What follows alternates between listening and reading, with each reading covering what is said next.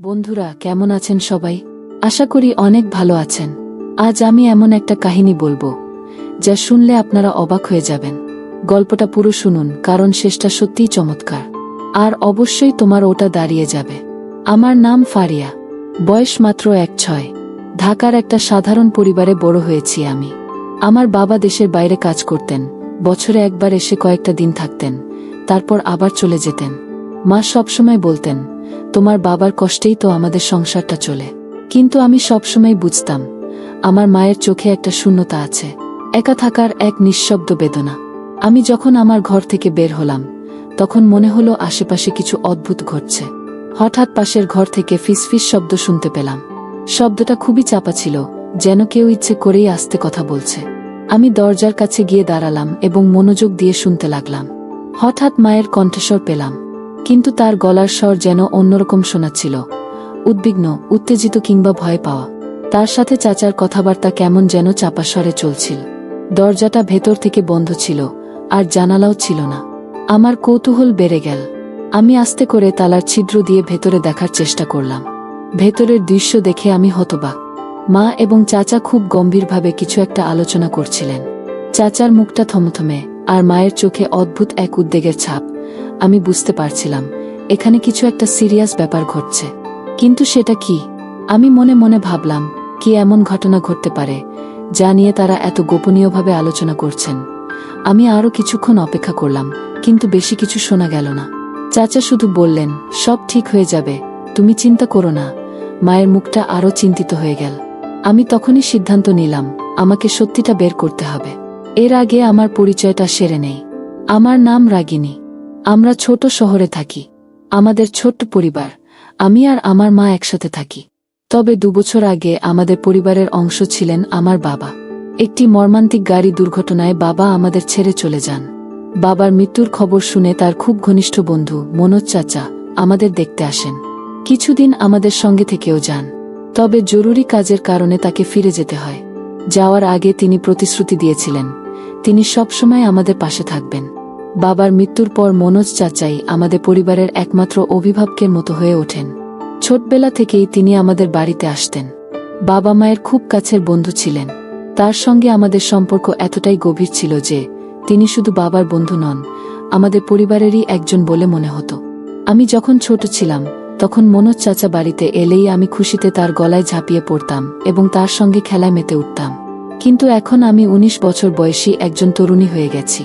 আমি সিদ্ধান্ত নিয়েছিলাম, মাকে আর কখনো একা কষ্ট পেতে দেব না। তখন মনে হলো, কেন না মনোজ চাচার সঙ্গে কথা বলা যায়। আমি কোনো দ্বিধা না করে তাকে ফোন করলাম। প্রথমবার চাচা ফোন ধরেননি, হয়তো কাজে ব্যস্ত ছিলেন।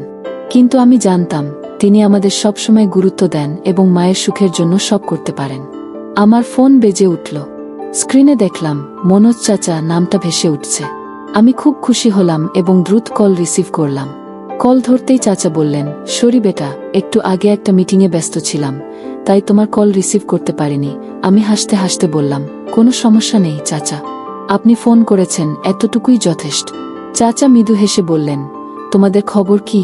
তোমার মা কেমন আছেন? আমি বললাম, ভালো আছি চাচা, কিন্তু মা খুব একা হয়ে গেছেন। আপনি তো জানেন, বাবার পর থেকে মা একেবারে নিঃসঙ্গ হয়ে গেছেন। চাচা কিছুক্ষণ চুপ করে রইলেন। তারপর বললেন, আমি বুঝতে পারছি রাগিনী, আমি কথা দিচ্ছি, এবার থেকে তোমাদের একা থাকতে হবে না। আমি সবসময় তোমাদের পাশে থাকব।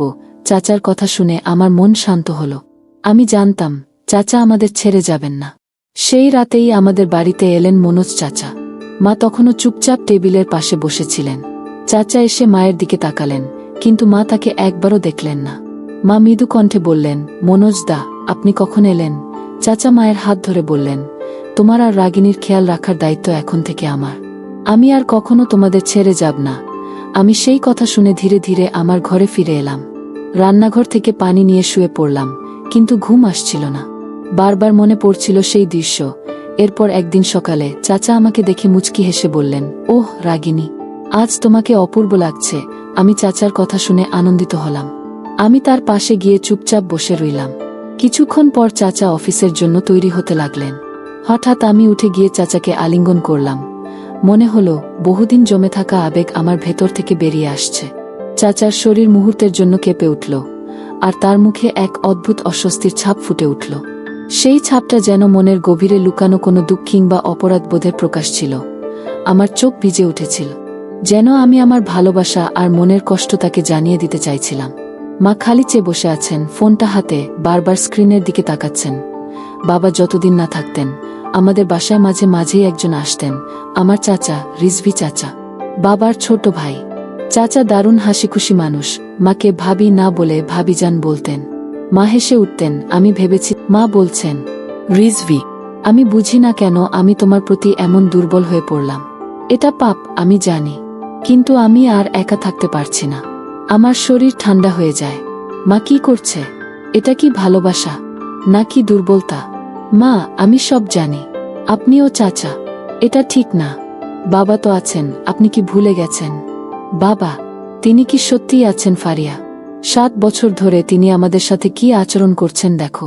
ফোন করলে ঝগড়া, টাকা পাঠান দেরিতে, আর শুধু সন্দেহ করেন। আমি এই ঘরে বন্দী হয়ে গিয়েছিলাম। রিজভি শুধু একটু কথা বলেছিল, আমি দুর্বল হয়ে পড়েছিলাম। আমি মার চোখে পানি দেখি। প্রথমবার বুঝি সব মানুষ দোষ করে, কিন্তু কেউই দান নয়। চাচা নিজেই আমাদের বাড়িতে আর আসা বন্ধ করে দেন। মা নিজে থেকেই বাবাকে কল করেন, সব সত্যি বলেন।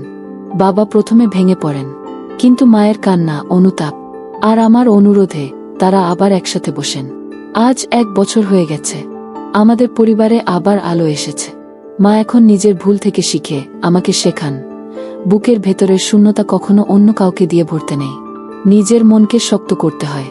বন্ধুরা, এই গল্পটি যদি আপনাদের ভালো লেগে থাকে, তাহলে দয়া করে ভিডিওটি লাইক করুন এবং আমাদের চ্যানেলটি সাবস্ক্রাইব করুন। পাশের বেল আইকনটি প্রেস করুন, যাতে আমাদের নতুন গল্পের নোটিফিকেশন সবার আগে আপনার কাছে পৌঁছে যায়। ধন্যবাদ। দেখা হবে পরবর্তী ভিডিওতে।